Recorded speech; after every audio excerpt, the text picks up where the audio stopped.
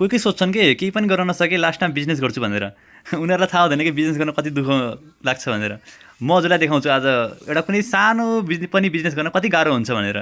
ल first college जानु पऱ्यो, कलेजमा अलि टाइम मिलाएर सामान लिन जानु पऱ्यो। सामान लिन पनि अब नजिक होइन, टाढै हुन्छ, बस पार्क जानु पऱ्यो। बस पार्कमा अब कतिखेर ट्राफिकले छोप्छ, कतिखेर के हुन्छ अनि अब फेरि बसको लागि बसमा गएर अब सामान निकाल्नु पऱ्यो। सामान निकालेर अझै फेरि कहिले पठाउमा, कहिले अब आफ्नै साथीको बाइकमा हालेर सामान फर्स्ट होलसेलमा बेचेर अब बचेको सामान अब त्यही राखेर फेरि अझै कलेज जानु पऱ्यो। कलेज अझै पढ्नलाई अब क्लासमा अनि अलिकति अब सरले पढाएको अब पढ्नै पऱ्यो, अलिकति पढेर अनि अझै फेरि अब घरतिर लाग्नु पऱ्यो। अब त्यो सामान बचेको सामान बेच्नलाई फर्स्ट अब हाट बजारमा बेच्नु पऱ्यो। हाट बजारको लागि फर्स्ट स्टल बुक गर्नु पऱ्यो। स्टल बुक गरिसकेपछि फेरि अझै घर गएर फेरि सामान प्याक गरेर फर्स्ट खाना पनि खानु पऱ्यो।